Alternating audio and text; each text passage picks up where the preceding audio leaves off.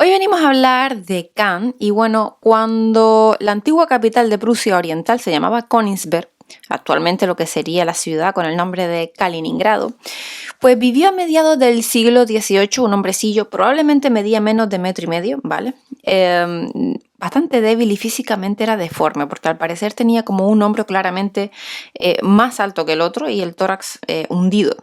Era bastante meticuloso, ordenado en extremo, o sea, se levantaba cada día puntualmente a las 5 menos 5 de la madrugada y paseaba todas las tardes por el mismo sitio y a la misma hora, hasta tal punto resultaba tan fiable su rutina que sus mismos vecinos se lo utilizaban como un reloj en plan, no pueden ser las 6 porque no ha pasado por aquí todavía el señor Caen. Y bueno, pues eso, sin embargo, a pesar de las apariencias, su inteligencia sí poseía una fuerza más que arrolladora, ¿verdad? Y su pensamiento pues está sin duda entre los más poderosos de la historia de la humanidad, que fue el filósofo Immanuel Kant. No era un hombre fácil. No era un hombre fácil, permaneció toda su vida soltero y cuando le preguntaban al respecto sobre este tema, pues solía bromear diciendo que cuando había sentido la necesidad de tener mujer, no podía alimentarla y que cuando finalmente poseyó el suficiente capital para alimentarla, ya no sentía ninguna necesidad de tenerla. Así que bueno, de hecho vivió la mayor parte de su vida pues en soledad, acompañado tan solo por un criado que era Lampe, un antiguo soldado de Prusia que probablemente pues la verdad es que no notó ninguna diferencia sustancial entre la marcial disciplina del ejército prusiano y pues la del ambiente que se vivía en casa del señor Kant. Y bueno, pues la verdad que él era bastante consciente de su carácter huraño, ¿no? Y el filósofo aún así se obligaba a invitar siempre a alguien a su mesa para comer y evitar lo que es la absoluta soledad, ¿no? Y con todo también se sometió a esta costumbre a su metódica disciplina y así pues los invitados nunca podían ser menos de 3 ni más de 9. Extraño. Como nosotros, hijos obedientes de nuestra época, probablemente no nos habría caído bien un personaje como Kant, ¿vale? Era demasiado frío, demasiado rígido, demasiado entregado a sus ideales. En nuestro es un tiempo en el que se ha desterrado el vocabulario habitual y de todo entorno ideológico la palabra sacrificio, ¿vale? Término que nos suena prácticamente a medieval, ¿verdad? O sea, asociado pues a esos tiempos oscuros pasados. Si bien nuestra agenda debe estar llena de actividades, estas no deben resultar penosas. En nuestra sociedad todo ha de ser siempre más fácil, más cómodo, no, el futuro será más cómodo, ¿no? Los resultados de nuestras acciones han de llegar con rapidez, porque si no, pues vamos a abandonar nuestro esfuerzo, no nos va a suponer nada. Hasta el ocio ha de estar vacío de contenido y rayar como un nivel puramente infantil, ¿no? O sea, acabamos renunciando incluso a ver una película en el cine si está subtitulada, o sea, demasiado trabajo, claro. Y es una de las grandes constantes de nuestra civilización en los últimos tiempos. O sea, todo resulta cada vez más sencillo. Acciones y eventos para los que décadas atrás se necesitaban una ingente cantidad de dedicación, conocimiento y experiencia hoy, gracias a la técnica se ha convertido en actos cotidianos, ¿no? Que cualquiera en una mínima formación puede llevar a cabo sin dedicarle atención apenas. O sea, el imparable avance tecnológico ha bajado de forma considerable el listón de la dificultad en la mayor parte de nuestras tareas. Pero sin embargo, bueno, pues no hemos aprovechado realmente esta ventaja, porque paralelamente al crecimiento técnico nosotros hemos bajado nuestro nivel de autoexigencia. Se ha extendido de que la idea de que el camino hacia esa felicidad es un camino suave, agradable, cuesta abajo, ¿no? En el que el conocimiento es algo más bien superfluo. Porque bueno, esta revolución tecnológica debería habernos proporcionado más tiempo para nosotros mismos y reforzado nuestras virtudes. O sea, tendría que habernos hecho más fuertes como sociedad, más seguros como individuos. Y sin embargo, es completamente al revés. El resultado actual no es ese, es al contrario. Nos ha hecho perder en muchas ocasiones el sentido del auténtico valor de las cosas. Ha desterrado de nosotros la idea de la necesidad del sacrificio personal como vía de mejora. Nos lo han dado todo en la mano, nos han alimentado y así nos hemos malcriado. Además, el imponente, prácticamente monstruoso desarrollo de las telecomunicaciones, que no los critico, ojo, todo se puede usar siempre y cuando para bien, muy bien nos viene hoy en día. Pero hablando de este desarrollo de las telecomunicaciones, o sea, telefonía, móvil, internet, contradictoriamente nos ha aislado aún más. O sea, y ha aumentado nuestra soledad enmascarándola.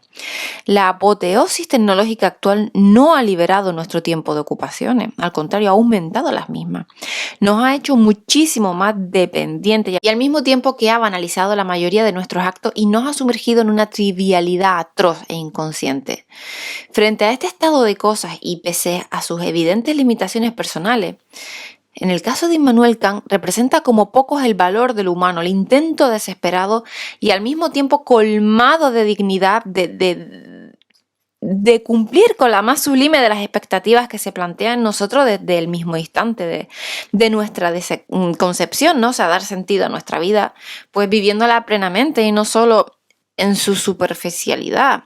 Y así lo pensaba también la estudiosa de la historia del pensamiento Sofia Vanni Rovigny, quien sobre él escribió esto mismo, lo de porque el hombre no es solo razón, se debe notar que en el hombre Kant hubo deficiencia, más porque el hombre es hombre por la razón. Se debe reconocer que Kant fue hombre, y no es poco aún para un filósofo.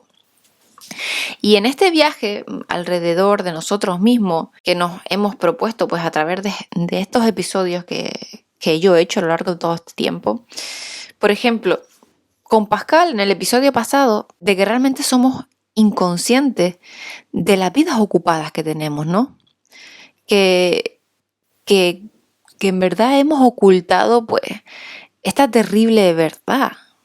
Y por ejemplo, ahora Kant pues nos indica la primera y fundamental de las direcciones que debemos seguir pues para cambiar de forma radical nuestra vida, que es la de hacernos verdaderamente adultos.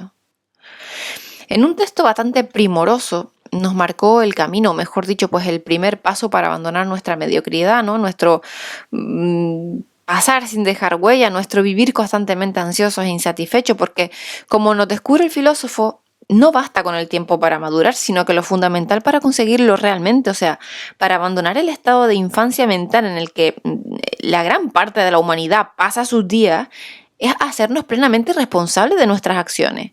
Y esto es algo que es muy difícil porque implica pensar individualmente en cada uno de nuestros actos y de nuestras elecciones para poder tomar una decisión responsable y autónoma sin excusarnos en la opinión común o en la costumbre o simplemente porque lo han decidido otros porque sí. Kant denuncia que la mayoría de nosotros se conforma culpablemente con ser un niño toda la vida, dejando nuestras propias decisiones en manos de otros, ya sean políticos, consejeros, profesores. Simplemente es dejarte llevar, ¿no? Porque resulta tan difícil asumir nuestras propias decisiones, o sea, nadar a contracorriente. Pero reflexionemos sobre esto, porque en el discurrir de manada que nos caracteriza, ¿obtenemos acaso algún tipo de auténtica felicidad? ¿Sentimos alguna realización personal mientras nos dejamos arrastrar? Pocos textos, la verdad, a mí me han dejado impresionada tanto en mi vida como los párrafos en los que Kant aborda esta cuestión, ¿no? Y pocos textos suponen una guía vital tan clara hacia la suprema excelencia personal, y esto es como una guía única para la auténtica libertad. Y todos deberíamos llevar estos párrafos anotados en nuestra agenda o en una de las hojas en el bolsillo y releerlos constantemente. Y dice así, ¿no? Hay que disfrutarlos, se los voy a decir aquí. La ilustración es la salida del hombre de su autoculpable minoría de edad. La minoría de edad significa la incapacidad de servirse de su propio entendimiento sin la guía de otro. Uno mismo es culpable de esta minoría de edad cuando la causa de ella no reside en la carencia de entendimiento, sino en la falta de decisión y valor para servirse por sí mismo de él sin la guía de otro. Sapere aude. Ten valor de servirte de tu propio entendimiento. Es aquí el lema de la ilustración. La pereza y la cobardía son las causas de que una gran mayoría de los hombres permanezca gustosamente en minoría de edad durante toda su vida, a pesar de que hace ya tiempo la naturaleza los liberó de dirección ajena. Naturaliter, más jóvenes, mayores de edad por naturaleza. Y por eso es tan fácil para otros el elegirse en sus tutores. Es tan cómodo ser menor de edad. Si tengo un libro que piensa por mí, un director espiritual que reemplaza mi conciencia moral, un médico que me prescribe la dieta, etc., entonces no necesito esforzarme. Si puedo pagar, no tengo necesidad de pensar. Otros asumirán por mí tan fastidiosa tarea. Bueno, pues nada, ahí es nada, ¿no? El primer paso, pues, para conocernos realmente es eso, es dejar de escuchar a los demás, empezar a escucharnos a nosotros mismos, algo pues lo que también Blaise Pascal habla, ¿no? Solemos comprar revistas o leer artículos, ¿no? Que nos dicen cómo vestir, qué tipo de corte de pelo debemos lucir. Pensamos que los políticos pues nos engañan, pero al final seguimos escuchándolos y seguimos votándolos. Nos reímos en público pues de magos y videntes, pero que en realidad sus consultas y líneas telefónicas rebosan de clientes en búsqueda del consejo salvador. A lo largo del día se nos trata como a niños y no nos importa. Del mismo modo que a Bogart y Berman siempre les quedará París, ¿no? A nosotros pues siempre nos quedará Kant para recordarnos que el primer paso para transformar nuestra vida es asumir de verdad y no solo formalmente la dirección de las mismas. O sea, vivimos en un mundo que dice reclamar la libertad, pero que en el fondo la rechaza continuamente, o sea... Pues en las líneas sublimes que les leí antes, el filósofo nos recuerda que ser libre no depende del contexto político, ni de nuestra situación económica o social, sino depende de nosotros. Bueno, pues nada, hasta aquí con el episodio de hoy, espero que les haga reflexionar. Como siempre, les voy a dejar libros recomendados en la cajita de la descripción. Muchísimas gracias por estar atentos al canal por cada episodio nuevo. Si eres nuevo, pues te invito a que te suscribas, por supuesto. Y si ya eres mi suscriptor, pues muchísimas gracias por estar ahí. Hasta luego.